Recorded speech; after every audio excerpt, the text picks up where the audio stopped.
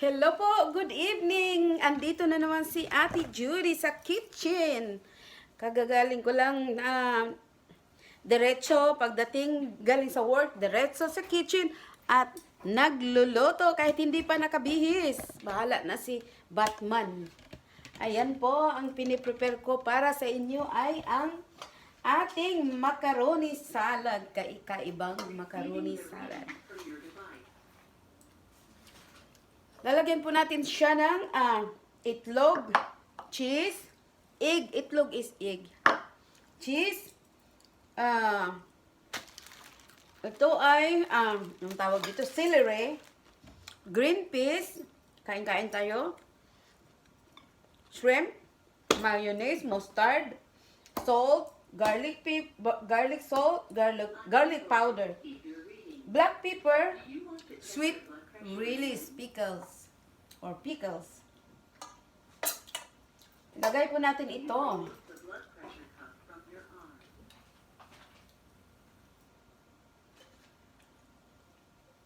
Ubusin na natin to kasi kunti lang to eh.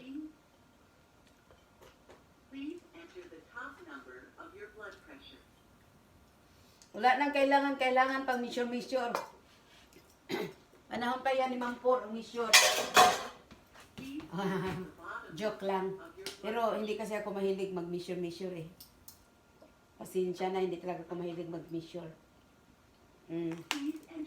Lagyan natin ng garlic para mabango siya. Konti lang. Konting salt.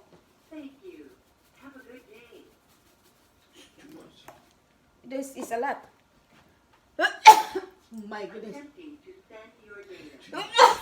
Shoot. Too much salt. Sorry po. Lagyan natin ng mustard.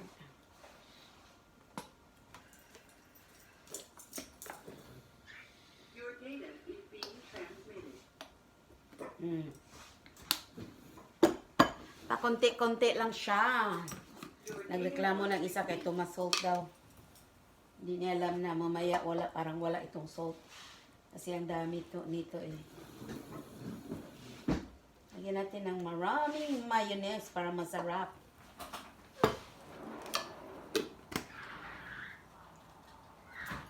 Ilagay na natin ang ating cheese.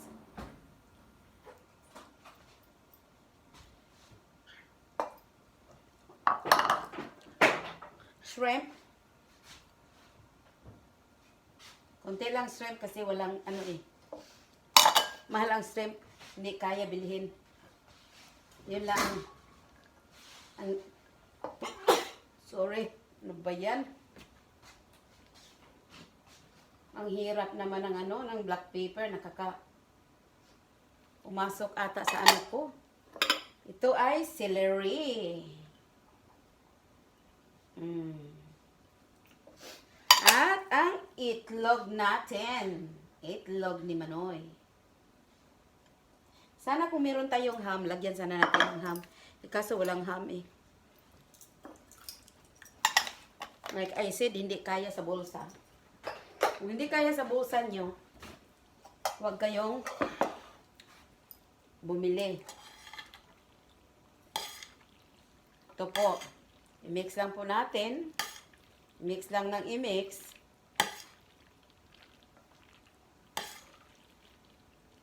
Ang bango. Sana meron pala akong garlic dito, dry garlic. Lagyan ko ng dry garlic para mas lalong masarap siya.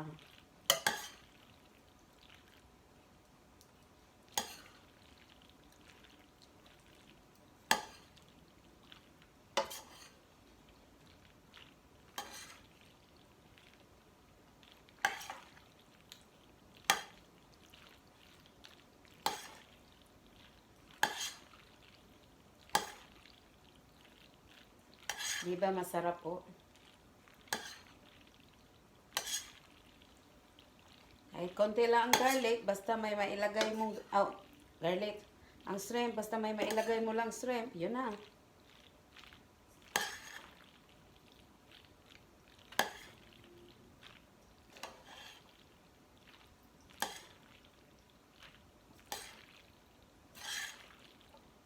Parang kulang sa mayonnaise. Tikman natin po. Tikman po natin. Kung masarap ba talaga.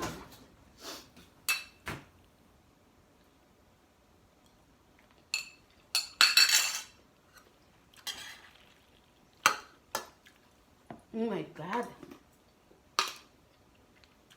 Grabe. Sana pala nilagyan ko ng maraming maraming shrimp.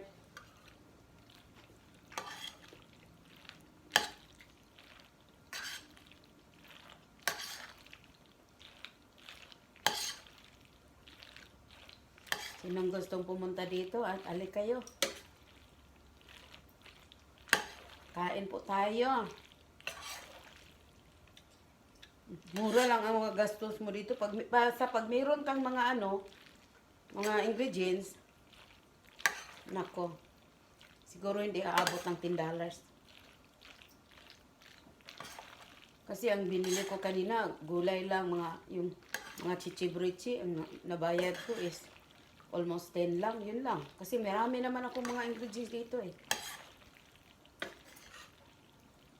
Yan po, di ba? Ayan po. Ayan po, ayan po, ayan po.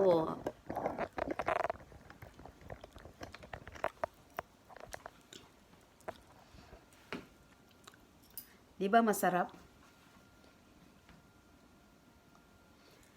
Ay, naku Diyos ko, ang sarap. Sana magustuhan nyo po. Don't forget to like at share nyo na rin. Thank you. Good evening. Bye-bye.